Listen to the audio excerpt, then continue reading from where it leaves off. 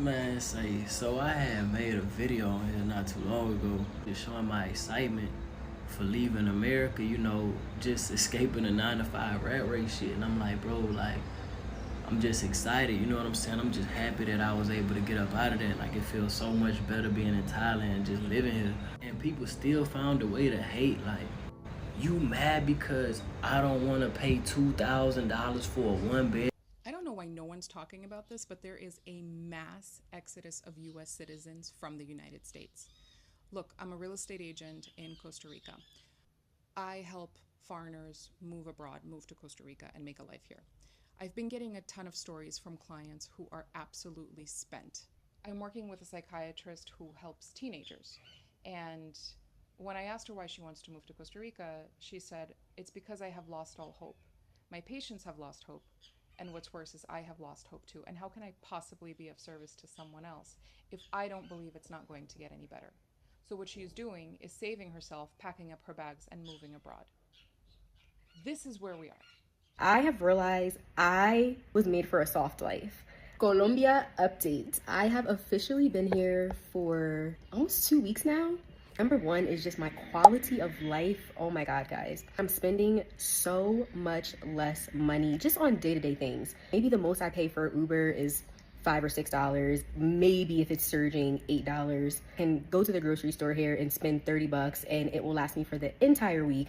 Or if I want to go out to eat, I could get some good Colombian food here for like $10 or less. There's fresh fruit everywhere. In America, I felt just like heavy, just a weight, hustle culture. It's just, that's not for me. I wasn't made to be out here hustling all the time. I was made to live a nice, calm life. I feel as though I have that here. I am not stressed. I'm not always checking my bank account. It's just nice. Second thing that I really enjoy here is all the popular neighborhoods here are walkable. There's a ton of traffic here, but it's fine. Like, it doesn't bother me because I know once I'm dropped off in the neighborhood, I can just walk. And that is not something that I was doing in Atlanta. Like, back in the States, unless you live in like New York or Miami or somewhere, you need a car.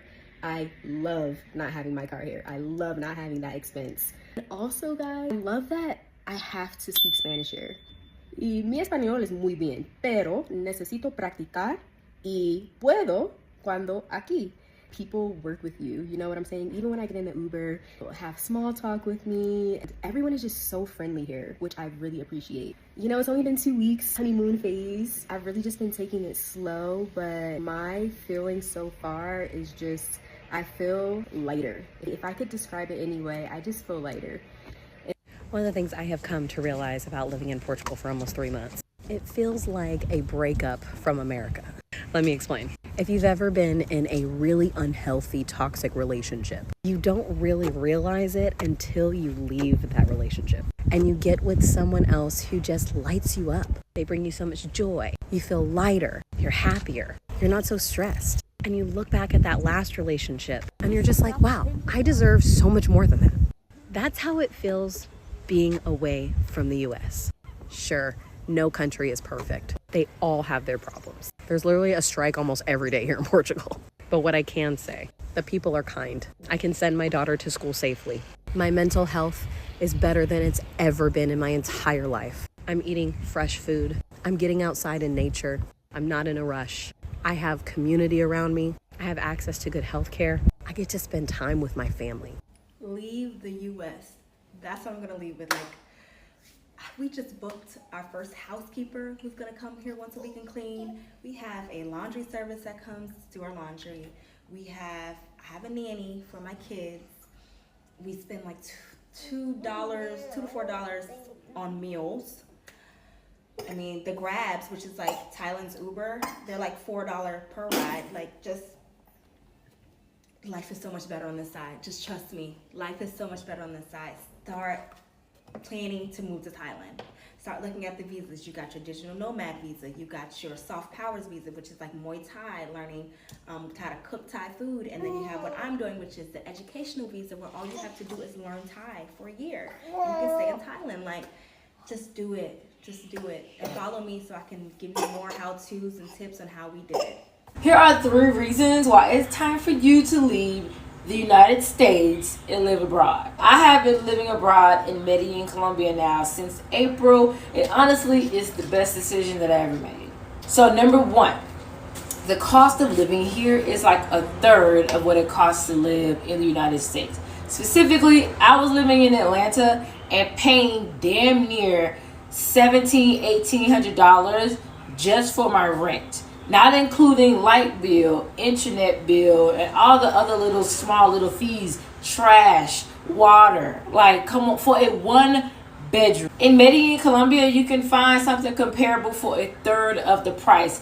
Now, if you want to, you can decide if you want to live bougie in Colombia or if you want to kind of live, a little bit more modest.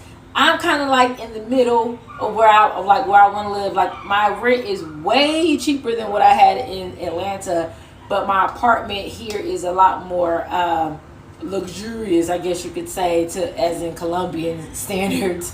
My rent here is a little under $1,300 for a 2-bedroom, and that includes everything, all of the amenities, the light bill, water bill, internet, everything is included in that. When I was paying almost $2,000 for a 1-bedroom apartment in Atlanta.